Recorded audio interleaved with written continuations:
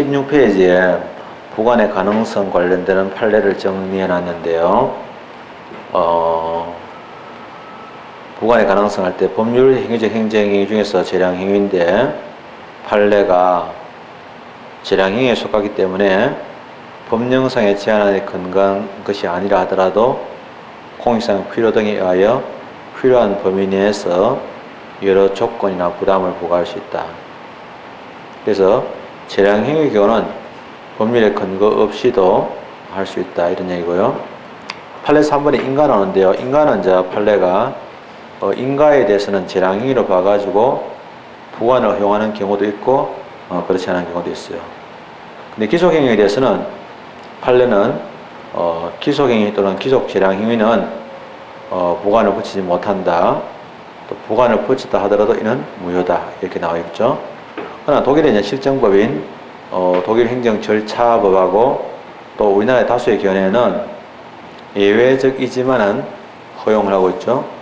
실제로 법규에서 허용하고 있는 경우, 또 법률상 요건이 충족되는 경우에는 법률 요건 보충적 부관이 가능하다. 사실은 이제 준법률 행정에 대한 판례가 나와 있는데 똑같은 얘기죠. 그거는 같은 기속행위니까. 그다음에 다시 판례. 부관의 허용성 여부에 관한 판례 2번에 재량행위에 대한 얘기 나오죠. 그래서 부관을 붙일 재량행위는 법령에 근거 없다 하더라도 부관을 붙일 수가 있는데 그 부관 내용은 당연히 법률행위이기 때문에 적법하고 이행 가능해야 되고 비례의 원칙과 평등 원칙에 적합해야 된다. 당연하죠. 자연법에 적합해야 되는 거 당연합니다. 4번에 기속행위에 대해서는 법령상 특별한 근거가 없는 한 부관을 붙일 수 없고 설령 부관을 붙였다 하더라도 무효라고 할 것이다, 나오죠. 6번에 행정처분에 부담인 부관을 붙인 경우 부관의 무효화에 의하여 본체인 행정처분 자체의 효력에도 영향이 있게 될 수 있지만 그 법률행위 자체를 당연히 무효라는 것은 아니다, 나오죠. 넘어가죠. 그다음 부관에 이제 나오는데 부관의 자율성 나오는데 중요하죠. 지방자치단체장이 도매시장 법인을 지정하면서 전에 이제 한번 사고 쳐가지고 못하겠다가 다시 해주면서 앞으로 만약에 이제 너희들이 잘못했을 때는 아예 행정소송을 어떤 처분을 내리더라도 아예 행정소송을 제기하지 않겠다라고 아예 미리 부관을 붙여가지고 부제소, 행정소송을 제소하지 않는다는 특약을 붙였다. 그 특약은 유효하다는 겁니다. 그래서 그런 내용들.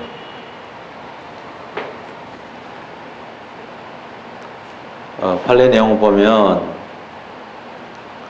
도매시장 법인의 대표이사에 대하여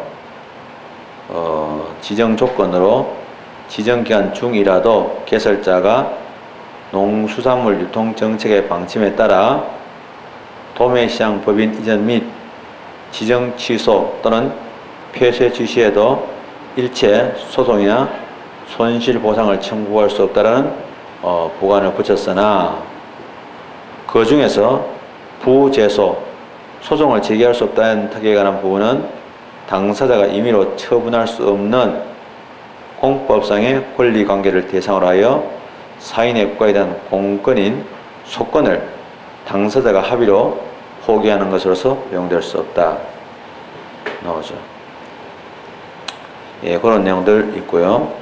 나머지 판례도 내용은 같은 것들인데 봐주시면 좋죠.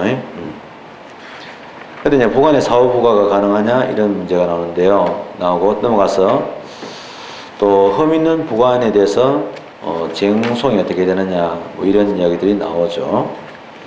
또 독립에서 취소가 가능하냐, 이런 얘기 나오는데 이 이야기를 한 목에 묶어서 얘기했습니다. 아까 전에 의회에서 말씀드렸는데 이 부관의 제일 중요한 성질이 나오는데요.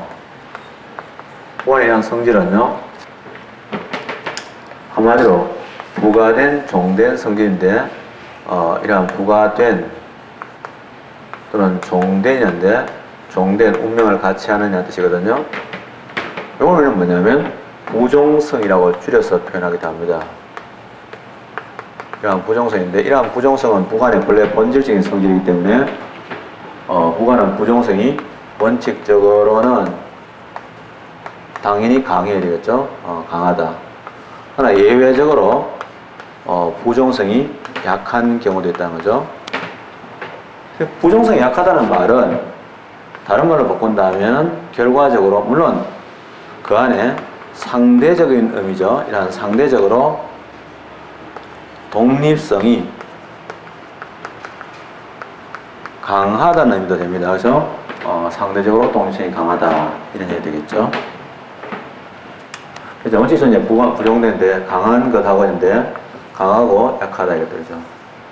그럼 부정성이 강한 경우에는 이제 강한 건데 어떤 것들이냐? 방금 말씀드렸다시피 부담이 아닌 부담 이 외의 나머지 모든 부관은 부정성이 강하고요. 예외적으로 약한 거는 뭐냐? 부담은 이런요 부정성이 약합니다. 즉 상대적으로 독립성이 강하다 이렇게 되거든요.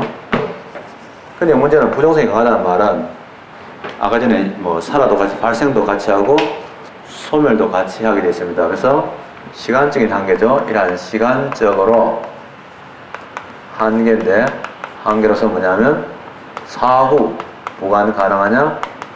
나중에 이제 행정해놓고 나서 따로 이제 그 뒤에서 보관을 거칠 수 있느냐 하는 건데 원래는 안 된다 이 말이죠. 부정성이 강하다는 말은 안 된다. 할 때 같이 해야 된다. 그러나 부담의 경우는 가능할 수도 있다라는 것들입니다. 그다음에 두 번째가 그 다음에 보관 내용을 바꾸는 거죠. 수정 보관 가능하냐 되죠. 이런 보관을 수정할 수 있느냐 할 때 부담 이외의 보관은 가능하지 않습니다. 할 때 같이 해야 되고 바꾸면 안 되잖아요. 그래서 안 되는데 부담의 경우는 가능하다 이것들이죠. 그 다음에 만약에 그런 부관이 하자가 있었을 때 부관만 따로 그래서 이제 만약에 행정의 본체인 행정에는 그대로 두고 이런 부관만 따로란 말인데요. 요걸 보고 이제 독립하여라고도 표현하고요. 또는요 다르게 표현하면 분리하여라고 됩니다. 분리해서 독립하여 이러한 취소 소송을 제기할 수 있느냐 이렇게 되죠. 즉 이러한 쟁송의 제기가 가능하냐 할 때, 취소의 제기가 가능하냐 할 때 취소의 제기 가능하지 않다는 거죠. 그러나 부담의 경우는 따로 독립해서 취소를 제기할 수 있다. 이 말은 취소의 대상이 되는 것을 처분성인데 이러한 독립하여 처분성이 있느냐 안 되지만 일반적으로 안 되지만은 부담의 경우는 따로 쟁송 가능하다. 근데 이거는 소제기에서 요 제기하는 것은 이런 소송 요건에 관한 문제입니다. 소송 요건을 갖추느냐 문제고 재판해 보니까 법관이 제기를 받아가지고 재판해 보니까 이게 하자가 있다 이렇게 인정되었을 때는 어떻게 할 거냐? 독립해가지고 따로 이제 독립해서 부관만 취소하는 거 독립 취소 가능하냐? 즉 본체인 행정에 그대로 두고 부관만 취소 가능하냐? 이건 안 되는데 이건 가능하다. 부담만 가능하다. 그래서 부담은 이렇게 예외가 많기 때문에 답으로 많이 나오게 되는 겁니다. 그래서 부담에 대해서 좀 따로 말씀을 좀 드릴게요. 그래서 이런 얘기인데, 근데 부담에 대해서 아까 전에 다른 부관들은 설명을 다 드렸는데 부담은 설명 안 드렸어요.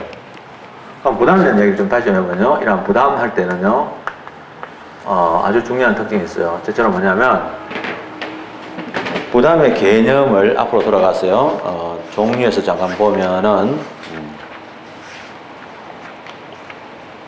행정의 주된 내용에 부과하여, 이거는 모든 부관에 공통된 내용이니까 별로 신경 안 쓰이는데 그 행정의 효과를 있는 상대방에게 이것도 똑같은데 그 다음부터가 중요합니다. 작위, 부작위, 급부, 수인 등의 특별한 의무를 부과하는 부관을 말한다.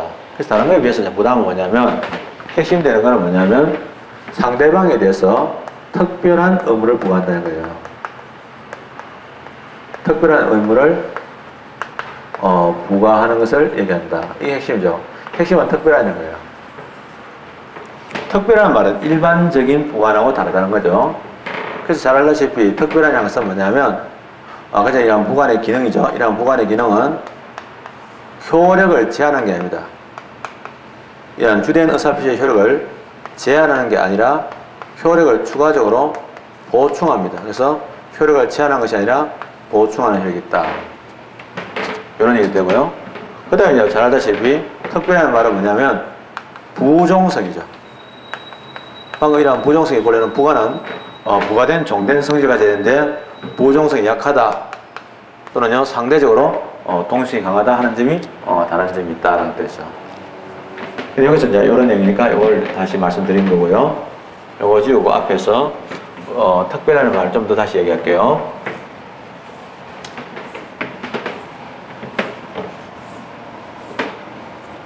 다시 얘기합니다.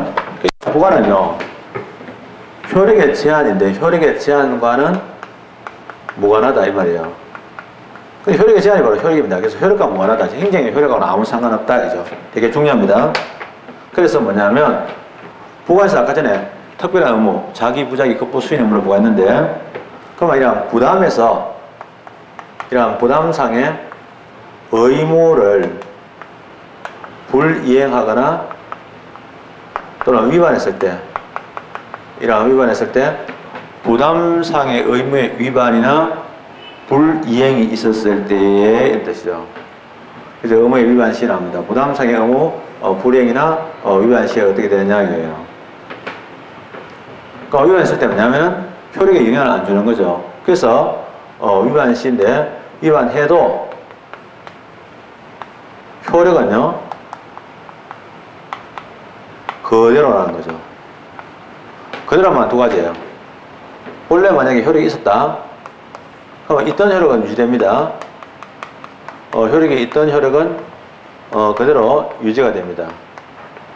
그리고 이제 예정되어 있는 거 없지만은 없던 효력이죠. 없던 효력은 발생이 되게 되는 거예요. 그래서 사실은 이제 아까 전에 이러한 요건, 이제 보관상의 요건을 충족하지 않았을 때 효력이 유지되지 않는 게 있었죠. 해제 조건은 사실은 효력이 소멸되게 되는데 효력이 소멸된 게 아니고 그대로 유지되니까 반대고요. 사실은 효력이 정조건은요 요건이 충족되지 않으면 효력이 발생하지 않는데 그냥 그대로 효력이 발생되게 되는 거니까 이게 다르다는 거죠.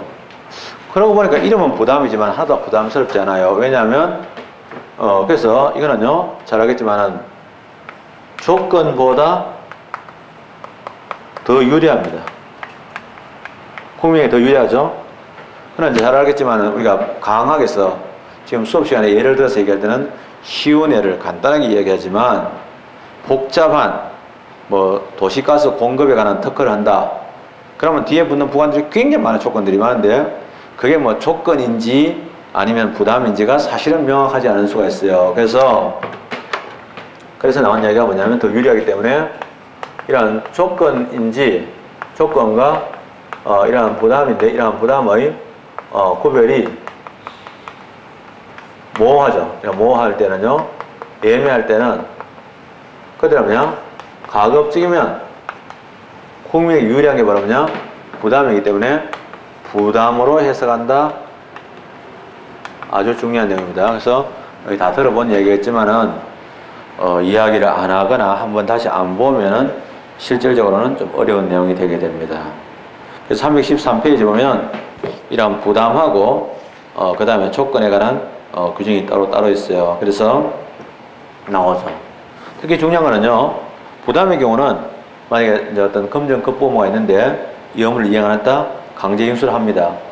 그러나 이제 조건의 경우는 상대방이 조건상의 어떤 조건을 충족하지 않았을 때는 아예 효력을 없애버리거나 효력을 발생 안 시키면 되는 거니까 따로 강제 집행을 하지는 않습니다. 그죠? 그런 내용들이 나옵니다. 그래서 비교를 해놨으니까 봐주시고 다시 앞으로 돌아갑니다. 이거 했는데 중요한 내용은 이제 뭐냐면 몇 가지 더 추가적인 이야기인데 이제 부관의 사후 변경이 가능하냐 이게 아주 중요한 내용인데요. 실제 자주 나오는 거죠. 굉장히 많이 나옵니다. 부관을 사후 변경이 가능하냐 그죠. 사실은 부관의 사후 변경은 따지고 보면 사후적인 부관도 되고 변경했으니까 수정 부관에 가까운데요.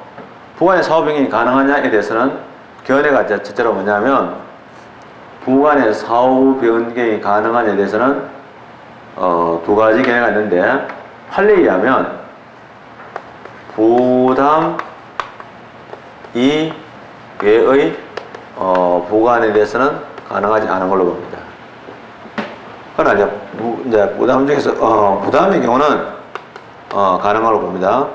이거는 중요한데요. 왜 제가 우리나라 판례를 얘기하냐면 학자들 생각은요 다양해요. 왜냐하면 상대방의 동의가 있거나 법률에 근거가 있을 때는 뭐 굳이 그럴 필요가 없잖냐, 꼭 부담에 한정할 필요가 없지 않느냐 해가지고 그 범위를 조금씩 넓혀 나가는데 학자들의 견해도 완전히 일치하지 않은 상태에 있어요. 그래서 지금은 판례만 가지고 얘기하는데 부담의 경우는 가능한데 중량은 부관의 사후 변경이 가능한 경우입니다. 부담이라도 가능한 경우는 어떤 거냐? 부담의 안에서 이제 원칙 예외죠. 사실은 원칙적으로 뭐냐면 세 가지가 있습니다. 첫째로 뭐냐? 사후 변경을 못하게 하는 제일 중요한 이유가 사인에 대한 신뢰보호 같은 데 있습니다. 기본권 보호했는데 본인이 뭐 동의를 했다. 그럼 뭐 말할 것도 없죠. 본인이 뭐 좋다는데 뭐. 두 번째가 뭐냐면 법령에 근거가 있다. 이러한 법령의 근거가 있어. 그래서 뭐 가능하다는데 뭐.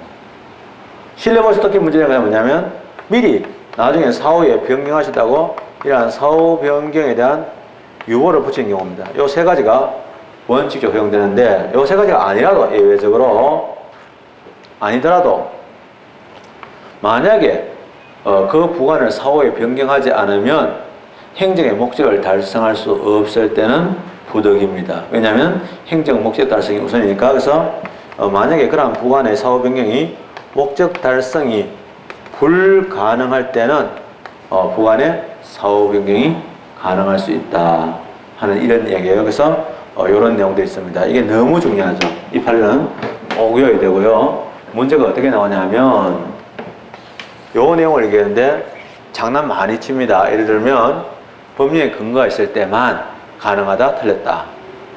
뭐 이럴 때도 있고요. 하여튼간에 다양한 식으로 문제를 내요. 그래서 이거는 문제를 꼼꼼하게 봐두셔야 되는 부분이에요. 그 다음에 하나만 더 이야기하면 아까 전에 이제 부관할 때 그러면 부관할 때 이제 쟁송에 의해서 부관을 취소할 때 부담의 경우에는 쟁송에 의한 취소가 가능한데 두 가지 얘기했어요. 자, 아까 전에 얘기할 때 이제 부담에 대해서 그냥 전체적으로 다시 얘기할까?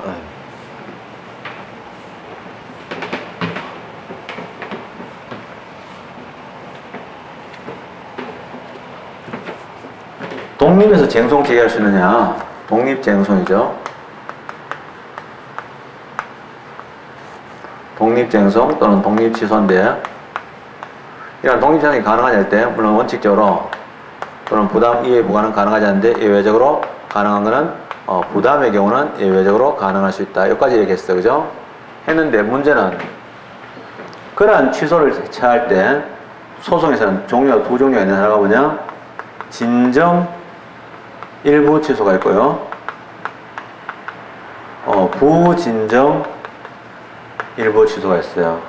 그래서 진정 일부 취소냐, 부진정 일부 취소냐, 라는 이야기죠. 나오는데, 뭐, 당연하게 부담에 대한 얘기입니다. 부담인데,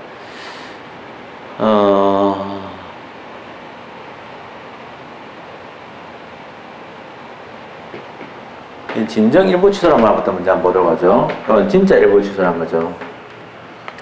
이건 뭐냐면, 이제 일부를 취소를 원하는데, 아까 전에 그 주된 의사표시인 행정행위하고 부관이 같이 섞여져 갔었을 때, 아예,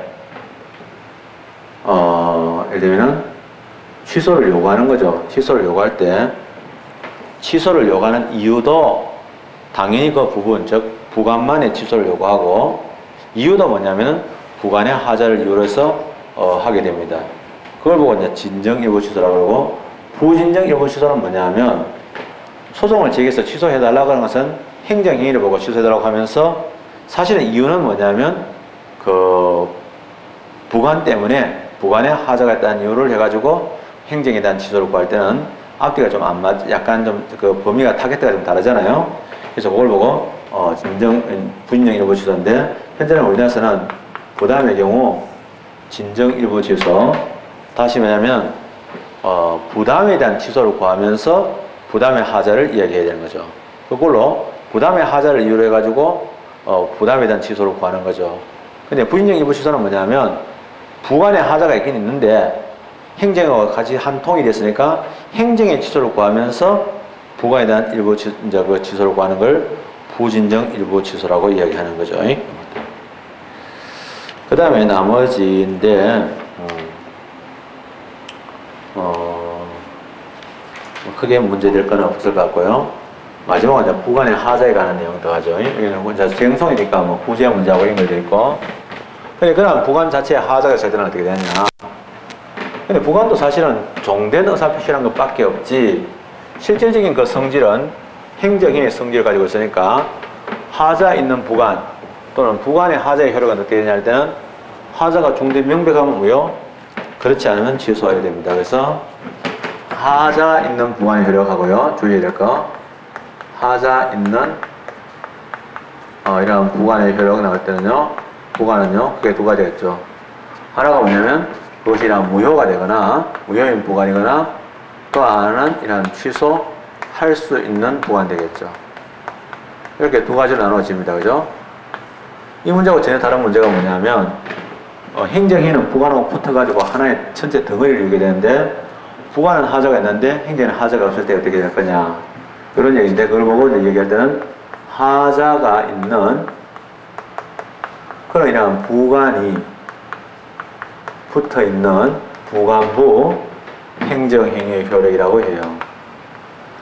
그래서 행정이 그것 자체만 봤을 때는 하자가 없지만은 그게 붙어있는 부관의 하자가 있을 때는 어떻게 될 거냐 이런 문제인데요. 이거는 중요하죠. 자, 이거는 이제 하자 있는 부관의 종류에 따른데 하자 있는 부관 종류가 크게 두 가지가 있습니다. 하나가 뭐냐면 무효인 부관이 있고요. 그 다음에 중요한 사람 또 하나가 취소가 아니고 취소된 아니고 취소할 수 있는 부관이 있단 말이에요. 하자 있는 부관은 근데 취소할 수 있는 부관은요 경우의 수가 취소할 수도 있고 안 할 수도 있다 이런 뜻이죠. 그러니까 취소할 수 있는 부관은 뭐냐 행정의 효력은 당연히 모르지 뭐 두 가지 경우 다 가니까 이런 취소할 수 있는 거죠. 할 수도 있고 안 할 수 있으니까 취소할 수 있다는 말은 취소할 수도 있고 안 할 수도 있고 이런 의미가 있으니까 그냥 그런 문제 안 됩니다. 근데 무효인 부관은 어떻게 되냐 그 무효인 부관은 처음부터 부관의 효력이 없는 게 되는데 원칙적으로는 뭐냐 행정의 효력은 유효합니다. 그래서 시험에서 자주 나옵니다. 즉 유효하다. 즉 행정의 효력 자체는 유효하다. 뭐냐면 다만 부관이 무효니까 그냥 이거는 부관이 없는 이런 행정 행위로서 유효한 행정입니다. 그래서 유효한 행정이 되겠다 이거죠. 그러나 예외적으로 부관이 무효할 때는 행정에도 무효가 될 때도 있는데 그건 주로 언제냐면 만약에 그러한 부관이 없었더라면 그러한 행정에는 하지 않았을 정도로 중요한 부관 그래서 이러한 부관이 없었다면 그 다음에 그러한 행정행위죠. 행정행위를 하지 않았을 정도로 중요한 부관을 얘기합니다. 이거는요. 그래서 그거는 예외적으로 그렇게 되더라. 이게 다 합니다. 그래서 이 부관에 대해서는 문제를 보면 아까 전에 제가 설명드린 그런 꼭지대로 출제가 됩니다. 그리고 이제 좀 더 말씀을 좀 드리고 싶은 거는 판례를 꼭 읽어봐 주십시오. 그래서 좀 시간 되실 때 지금이 참 좋을 때거든요. 교과서를 좀 꼼꼼하게 쭉 읽어가시고 판례 읽어봐 주시면 좋겠어요. 예. 이 수업은 이걸로 끝내고요. 예, 제7절 행정의 성립과 효력은 다음 시간에 하겠습니다.